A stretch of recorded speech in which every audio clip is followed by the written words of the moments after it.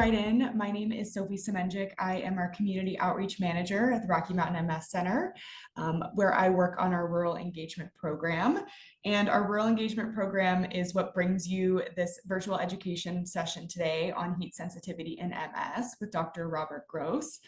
Dr. Gross attended college at Columbia University and medical school at NYU School of Medicine. He completed an internship in internal medicine and residency in adult neurology at Brown University in Providence. He then returned to New York to complete a fellowship in multiple sclerosis and neuroimmunology at the CGD Center for MS at Mount Sinai Hospital. Dr. Gross sees patients with MS and related disorders of the central nervous system, and he divides his time between patient care, teaching, and clinical research. Today, he's going to be talking to you about heat sensitivity in MS. We've got quite a few slides to go through, and we ask that you hold all questions till the end. You're more than welcome to put the questions in the chat, but we will be getting to them once we're done with the slide. So at about 6:40, it's 6:40 for us at Mountain Standard Time. 6:45, we'll dive into those questions, but feel free to add them in the chat as they come to mind, and we will address as many as we have time for. With that, I am going to pass it over to Dr. Robert Gross. Great. Hello, and thank you, Sophie, for the introduction. And thank you all for joining me in this discussion of heat sensitivity in MS. Let me pull up my slides. Okay, hopefully you can all see that. This is a topic of interest to many of you, and I know because I get a lot of questions about it in my office. And here you are learning about it. So without further ado, this is my disclosure slide, nothing particularly relevant to this talk. So how can heat affect me? Well, if you don't have MS, you'll all hopefully be very familiar with the body's reaction to heat. You know, your skin starts to get a little warm, you get a little sweaty, blood vessels dilate, might feel a little uncomfortable. If your body temperature gets too high, I mean, that can be a problem. Hyperthermia, you can develop nausea, headaches, lightheadedness, you could pass out. That could be an actual emergency. But if you have MS, what happens is that you can certainly have any of those symptoms, though a person doesn't even really need to have a particularly high temperature, and they can end up having all sorts of different symptoms, including what I've listed here: fatigue, brain fog, weakness, pain, spasticity, numbness, tingling, visual impairment, imbalance, bladder dysfunction. So they can have them, any of these symptoms again or to a greater degree than their baseline in the context of an elevated body temperature. So it's really any of the symptoms that you would associate with MS can come out with heat sensitivity. Now, estimates vary on how common this problem is. I've read in the literature as many as 80% of people with MS might be heat sensitive. Now, that number seems a little high to me, just in my own kind of experience from what I've seen in the clinic, but it is certainly quite common, and definitely more common than we see cold sensitivity, which is also something that some people with MS will report, though not nearly as frequently as heat sensitivity. Let me move this out of the way here. Good. All right, so Uthoff phenomenon. So Wilhelm Uthoff was a German ophthalmologist who lived in the late 19th century and early 20th centuries. In 1890, he published a case series about patients who experienced what later became known as Uthoff phenomenon. That's the patients he described had experienced temporary vision loss associated with recent physical activity. This was at a time when we really didn't know a whole lot about MS, and we certainly didn't have our current disease-modifying therapies, and yet this was actually a very keen observation, and despite kind of all the advances that we have now, we still do end up seeing this phenomenon quite frequently. And the mechanism is thought to be conduction delay or conduction failure through a demyelinated neuron, which for some reason heat seems to exacerbate. And I'll give you, we'll go into kind of some hypotheses about why this might occur, though in some ways it's still a little bit mysterious. And lest we forget, the climate is changing. The world is getting hotter. And yes, that means people with MS might be having even more difficulty related to this, to heat sensitivity. Last year was the fourth hottest summer in the past 130 years in Colorado, and the second hottest summer on record for Denver. Of course, in addition to heat, then you've got to worry about like things like wildfires, smoke, et cetera, et cetera. That's kind of beyond the scope of this talk. So MS. Why are some people with MS sensitive to heat? So on the left, you have an MRI of the cervical spine, so the neck of somebody with MS. And what you see are these, I don't know if people can see my cursor or not, but they're within the spinal cord, there are these white patches, and those represent the plaques, the demyelinating plaques that are kind of characteristic of multiple sclerosis. And then on the right, you can see what's kind of a schematic of a normal neuron, and on so that's on the immediate right, and then on the far right, you see what happens with MS with when the neuron gets damaged. So in MS, we know that there are inflammatory cells from a person's own immune system that invade the central nervous system, and they target the covering of those neurons made up of a protein called myelin, which many of you will already know this. The myelin sheaths surround these neuronal projections called axons, and it helps transmit that signal quickly and effectively to other parts of the nervous system. And in general, it also helps to keep the nerve, happy and healthy. So without myelin, the nerve the signal just kind of moves more slowly. On the left, again, you have this kind of normal neuron, happy neuron, and on the right, you've got a demyelinated neuron. And so normally the electrical signal has this kind of jumping quality to it, which they call a saltatory conduction. It kind of jumps from one what's called a node of Ranvier to the next, and that's what allows that nerve signal to go really quickly. But in a demyelinated neuron shown on the right, the signal just it conducts more poorly or sometimes not at all. And there are different theories about this, and really why heat exacerbates this issue. It's not as though heat is causing the demyelination to occur. That's an important point. The neuron is already damaged; it's already demyelinated, and so we don't think that going out in the heat or going into a hot tub or whatever is going to damage things further. It's just making that pre-existing damage more apparent. The signal is like it's getting through, and then you raise the body temperature, and then it's not getting through quite as well. In electrical terms, this is because a nerve that's been stripped of its insulation has greater capacitance, and what is known as the axon safety factor, how much electricity is available to kind of perpetuate that signal, is lowered. This could also be because there's less energy available because it's kind of being used to cool off the body. We know that energy production and utilization can be kind of generally dysfunctional in people with MS.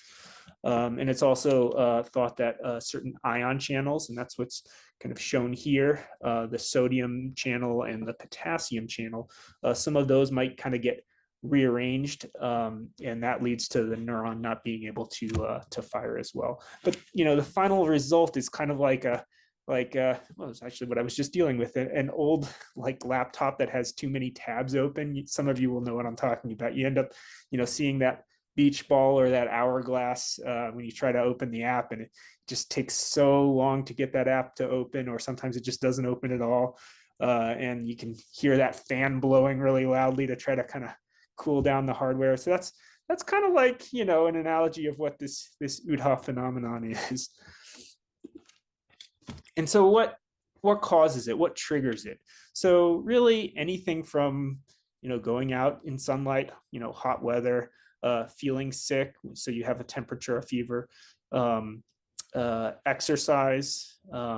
Sometimes we see it in association with a sauna or going into a warm bath or shower. Actually, the warm bath thing, this, so a little side note, some of you might have heard this before, but actually we used to, in the bad old days, we used to diagnose MS by throwing people in a warm bath and seeing if that kind of elicited neurological symptoms. This was like in the pre-MRI days. And so we don't really do that anymore because, well, we don't have baths in our office. And also MRIs are much more effective as diagnostic tools. Menopause or kind of hormonal fluctuations around like menstrual cycles and things like that might be a trigger. I've also heard mentioned somewhere cigarette smoking could be like a trigger as a for this kind of temporary increase in symptoms. Now that one I'm not too sure about, just because I think, yes, cigarettes do make MS worse, and you should definitely all not do that, but it's more of a long-term thing, and it's more of a permanent situation rather than these kind of temporary fluctuations that we're talking about now.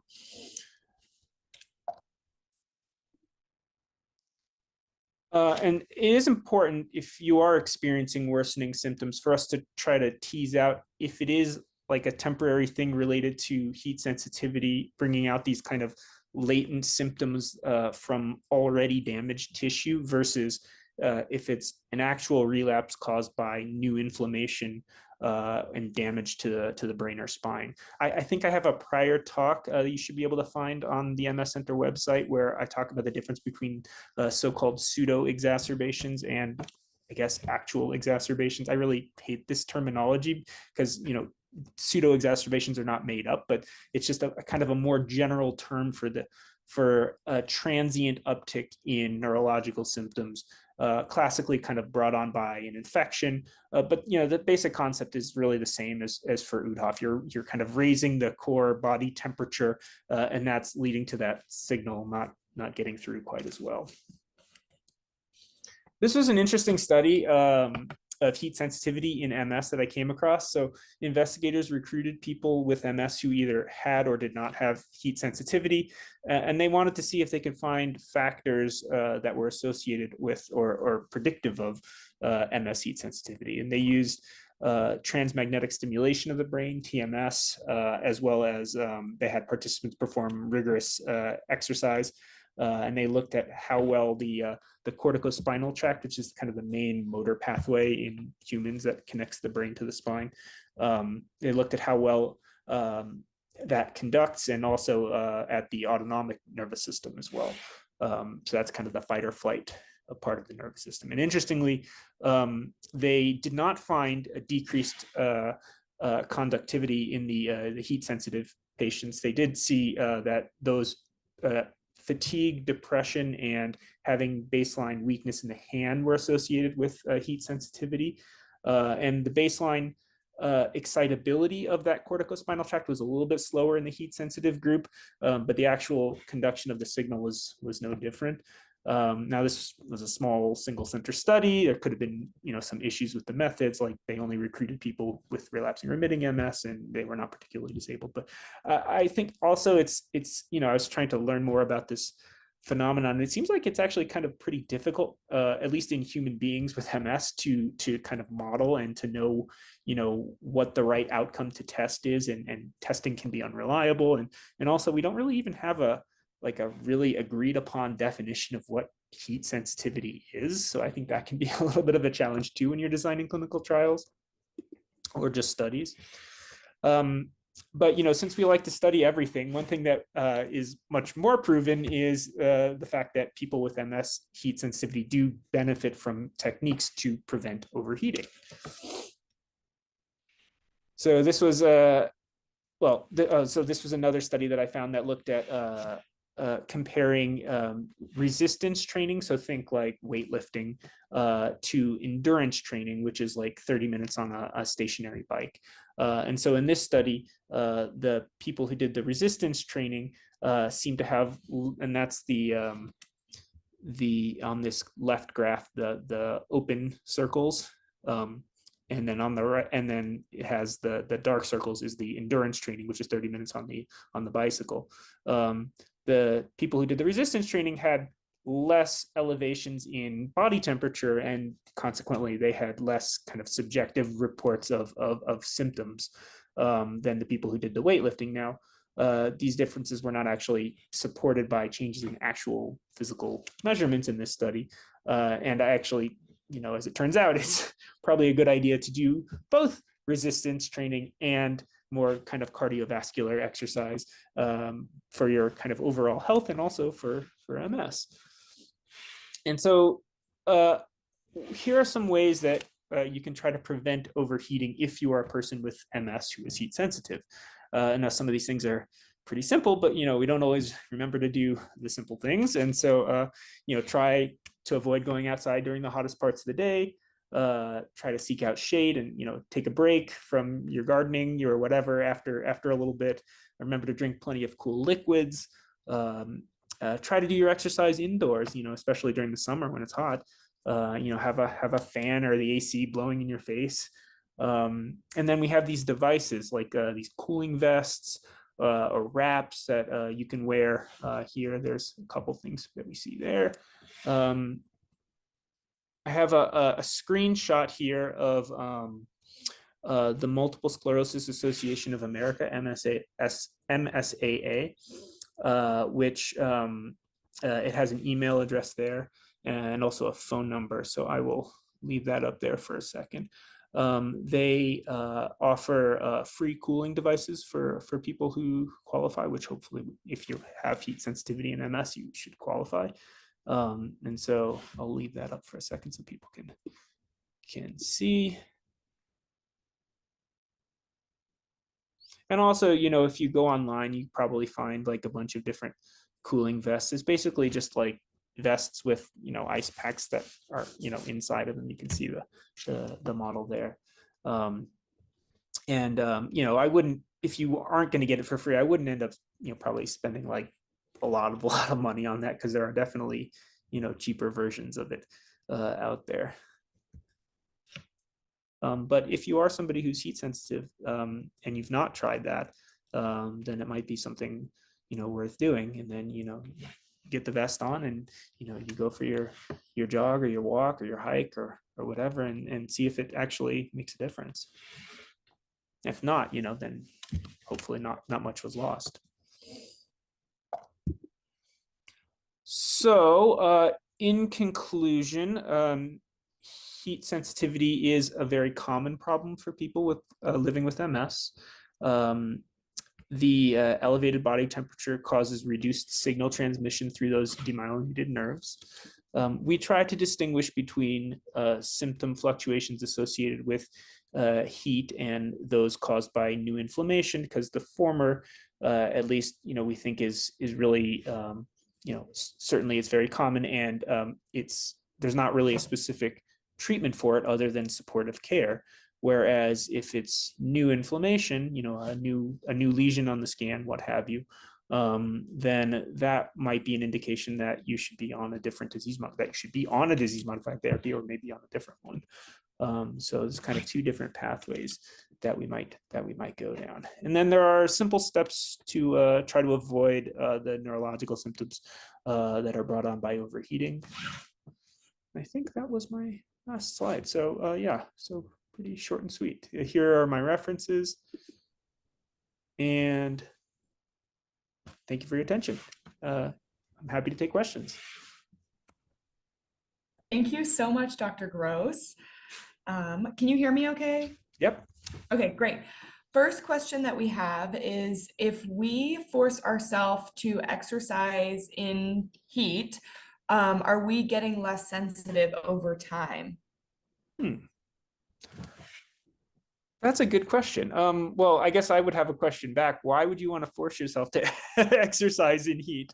I don't think anybody has ever asked me that specifically.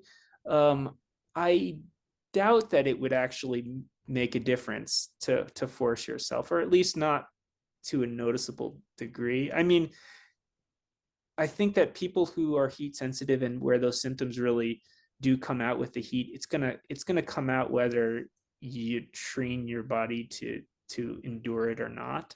And so, which again would be, if you were really, wanting to go out and do your exercise in the heat or whatnot, then yeah, try using one of these like, cooling techniques and seeing if that makes a difference. But yeah, I don't know about just kind of pushing yourself through. If you do and it works, then you'll let me know. But I'm a little skeptical. Sure, got it. Okay, thanks for that. Mm. Someone also submitted a question regarding if we will provide the slides to review later.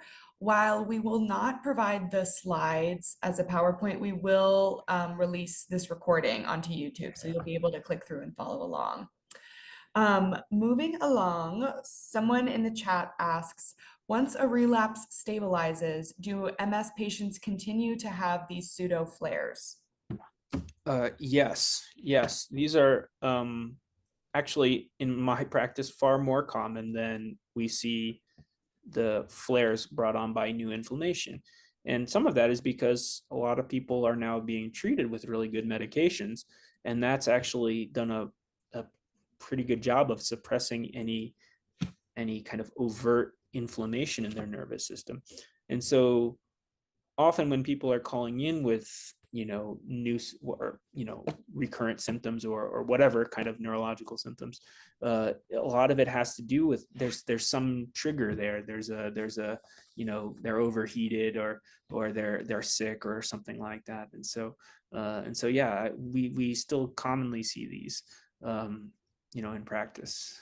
And it's great if it's just a simple thing like the heat that you can come in from the outside, or you can cool off and then it's gone within a few hours. If it's if you're sick, then obviously you need to kind of get whatever medical attention is required, and treatment, if there's antibiotics or whatnot to be given, then you might need that. So yeah, it's really whatever the underlying trigger is, you try to remove that from the scenario, and then hopefully the symptoms that you were dealing with kind of resolve back to the way they were.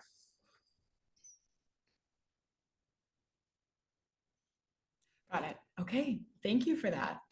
Our next question is section of the central nervous system associated with heat sensitivity. I'm sorry, you might have to repeat that. I think the connection was a little bit off. Okay, let's try again. Can you hear me now? Yeah, I can hear you. There's just like a little lag. Is there a portion or section of the central nervous system associated with heat sensitivity? Yeah, well, good question. I would say there's a portion of the central nervous system that helps to control one's body temperature. So the hypothalamus, which is a part kind of deep in the center of the brain, kind of regulates our body temperatures as well as our appetite and our sex drives and other things. But as far as that's not usually a place where you tend to see MS lesions. I had read in one of these reviews of this topic that that must be what's causing heat sensitivity in MS, but I'm skeptical of that explanation because we don't typically see lesions in that area, and it's not like the temperature is dysregulated per se. It's not like the person is like shivering for no reason, or whatever, that you might see in other conditions where the hypothalamus has been disrupted. And so yeah, I guess to answer the question, it's not really clear why some, whether it's a function of the number of lesions or where they're distributed or some other factor. It's not really clear why some people are more sensitive to it than others. And it might have to do just kind of with, something that's not readily visible, like their cells, their, how many neurons are demyelinated, what is the extent of the demyelination, things like that. Got it. Okay, thank you. Our next person in the queue says that I've noticed that I'll sometimes develop hives if I'm in the sun on hot days. I only have this issue on hot days. Is this a result of MS? Probably not. Okay. Got it. Yeah. I get Perfect. that sometimes too. I don't have Yeah. MS. Yeah, I think it's just that's just one of those things that I was talking about at the beginning, where I was like, we all can react, sometimes, negatively, I guess, to heat, and some people their skin reacts in that way. And yeah, it's not an MS thing though. Yeah. Got it. Okay. The next question that we have is this person says, I live in Florida, am an active senior. I get severe burning in my feet and hand while sleeping. Will anything help, like gabapentin? Yeah, potentially a little bit off topic, but yes. Yeah. Yes, that's what we use medications like gabapentin for, is to help deal with nerve pain, which some people experience, at nighttime, other people kind of at nighttime and during the day. So yeah, depending on, talk with your neurologist and see. But yeah, that's usually a first, step is to try that and see if it makes a difference. Yeah. Awesome. Sounds good. Someone in the queue asks if you are familiar with the Ember Wave temperature device. No. Okay. Can they tell me about it? I'm not sure that we can dive into it right How, now. how do you spell it? EMBR, Yeah. Ember Wave. Okay, I'm looking it up now. Okay. Ooh, 300, huh? Yeah. What does it do? Let's see here. It's a You're all wrist getting a live reaction. it's a wristband. You can buy it or rent it for $20 a month. Unlocks better sleep, more control over hot flashes, less stress, and personalized comfort at the touch. Oh, I see. So maybe this is like something like being targeted like menopausal women, possibly. Um, the science. Let's see the science.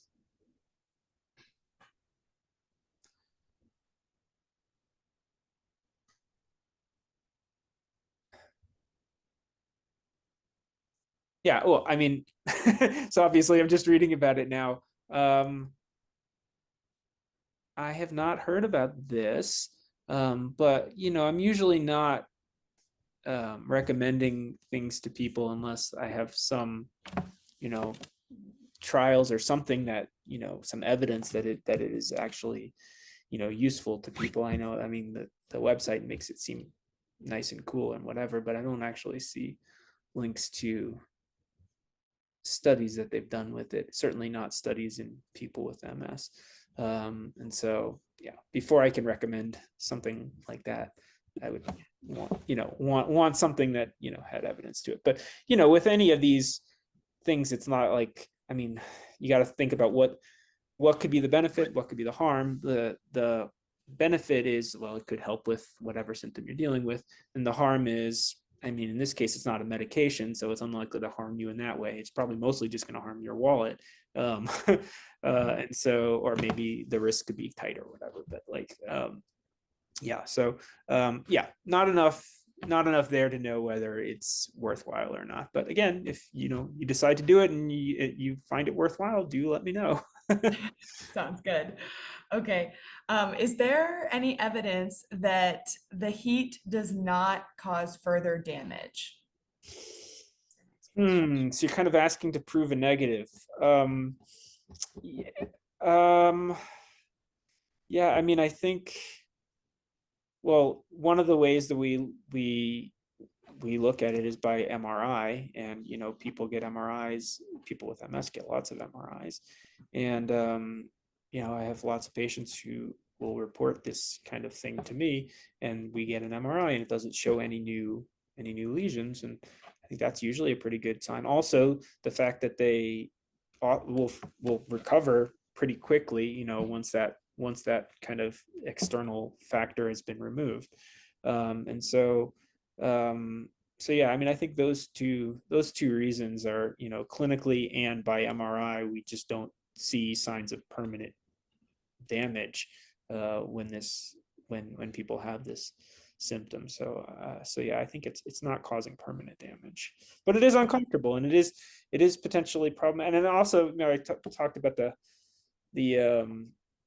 the bowl, the bath that people, the hot bath that people will used to, use for diagnostic purposes. I mean, you can imagine that could potentially be problematic. Like if somebody's bathing by themselves and like suddenly can't use their arms or something like that to get themselves out of the bath, it could be potentially really dangerous. And so, I mean, but that's not really what you're asking. Yeah.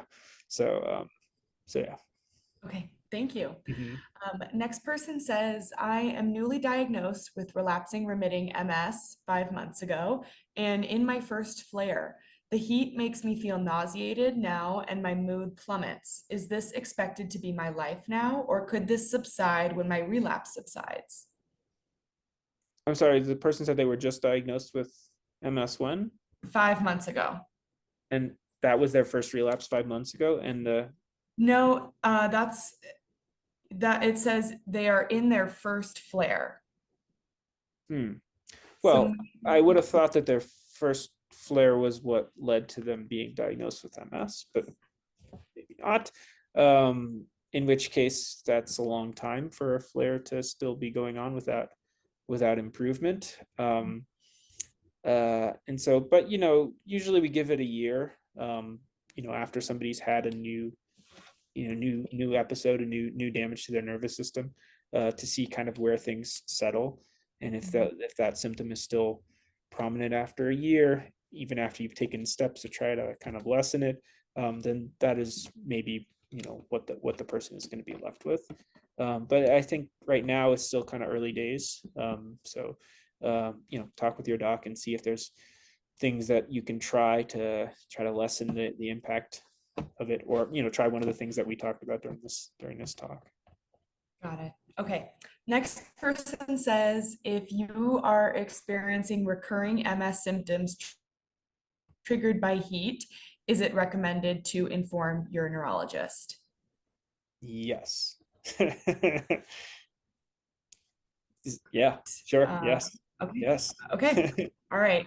Someone asks again, is there If a only, difference? if only just so that they know that that's something you do. I mean, I try to ask, anything that a person is experiencing, and just if for no other reason than I can make a note of it, and then if they tell me that something's going on later on, then I'll at least have said, oh look, I see back in my notes that this was a problem for you before, and so so it can be useful that way. Right. Okay. Thank you.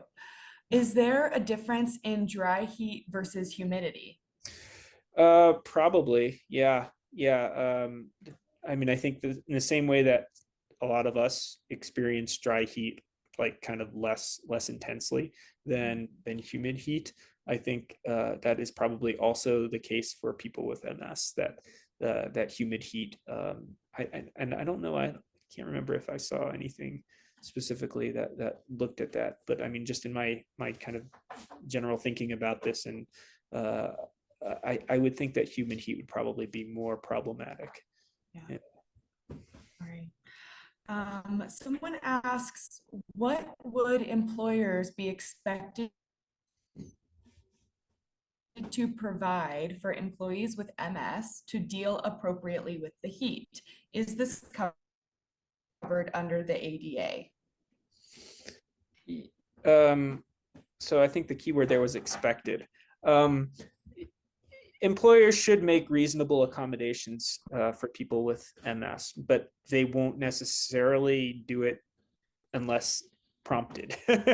And so that, I mean, and I've written lots of letters, requesting accommodations for folks, so they can, sit closer to like an air conditioner, or so they could, work from home, or for whatever it is, so they can be kind of more comfortable while they're working.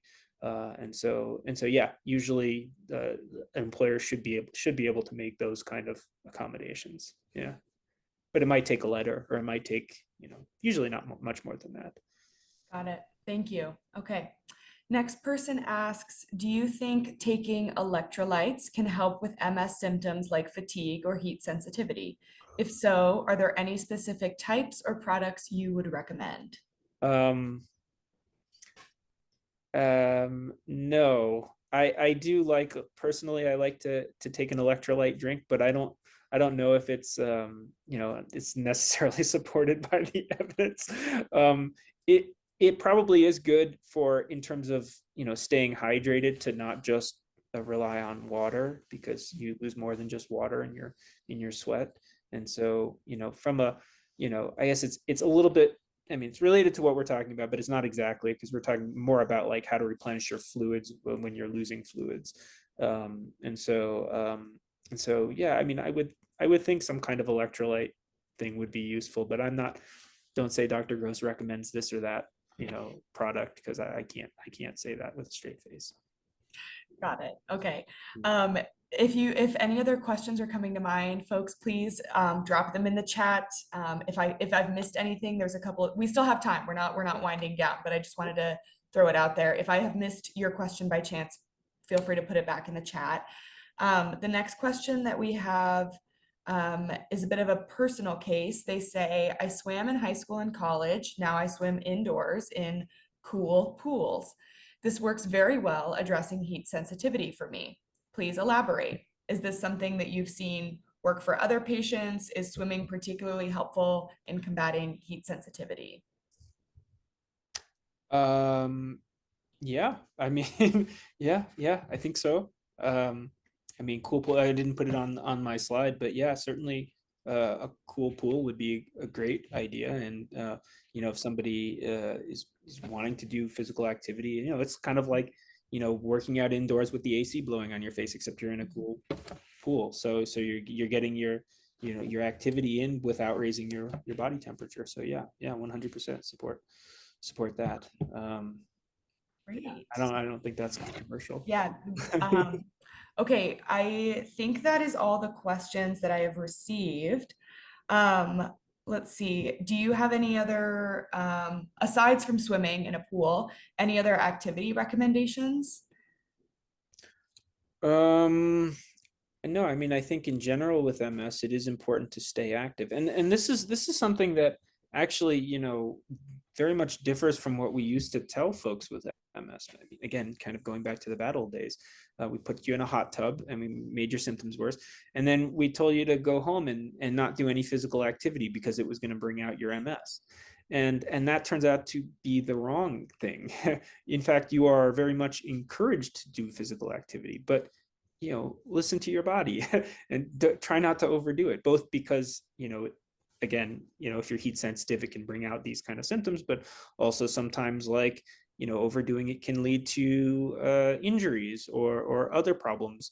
And so you want to kind of, give yourself some time to take a break, to cool off, to rehydrate. And so all of those things are important, but, getting regular physical activity is good for your overall health and good for your MS. And so definitely recommend it. Great. Okay. I think those are, I think those are all of the questions that we have as of now. I'll give folks another minute or two. Oh, here's one. Thank you. They say, if we use a cold gel pack at the base of the skull or neck, is there a limit to how long to leave that freezer pack in place? I'm trying to think if you could do any kind of damage to your skin or something by having that. I mean, it's going to warm up just from the environment eventually anyway. I don't know. There's some people like to wrap the ice thing up and put it on the skin on the area that. But I kind of like to do it without the wrap. No, I don't think you're gonna cause any harm by keeping it there. I don't think you can really induce like hypothermia by just like having like an ice pack on your neck. Or you're probably not going to be like causing an ice burn on your skin, provided it's just like normal ice. You're not using dry ice or anything like that. So no, I think you could probably leave it there, till it gets warm, and then you have to put it back in the freezer. Great. Got it. Okay, thank you. Any last questions coming through? I'm going to give folks another couple of minutes. Yeah, but look for these things, and even if it's not something that you I'm curious, are there other Are there other, I didn't hear the last part. Are there other, oh, Sophie seems. No, go ahead. I'm not saying anything. Oh, okay. I was gonna say, even if it's not just like a product that you buy, I mean, it could just be like a wet rag that, it's cold, you put it on your neck, and hey, then you're able to, like, withstand, doing a little bit of walking outside or whatever. Like, that's great, you know. So it doesn't have to be anything fancy. It could be just something you find around the house. Okay. Oh, yeah. Do you see- Okay. Brief summary. I see the last question. Jumped on late. How does heat make MS symptoms worse? The exact mechanism is unclear, but the a demyelinated nerve, a nerve with person with MS that has been stripped of its myelin or its insulation, the signal doesn't transmit quite as well, and the heat seems to make that process worse. So it's not that the nerve is being damaged more. It's just that the damage is there, and the electricity, the signal, doesn't make its way from one end to the other quite as readily when the temperature rises. And so that's how the symptom gets worse. So nerves are what are responsible for our, sensation and our movements and our vision and everything else. And so if those signals are not getting through where they need to go, then all those functions, or some of those functions, could suffer as a result.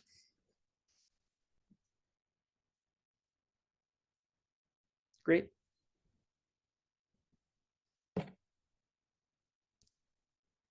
Well, it was a lively conversation. So thank you all for your questions, and yeah, and so happy to have been here, and thank you, Sophie, for arranging.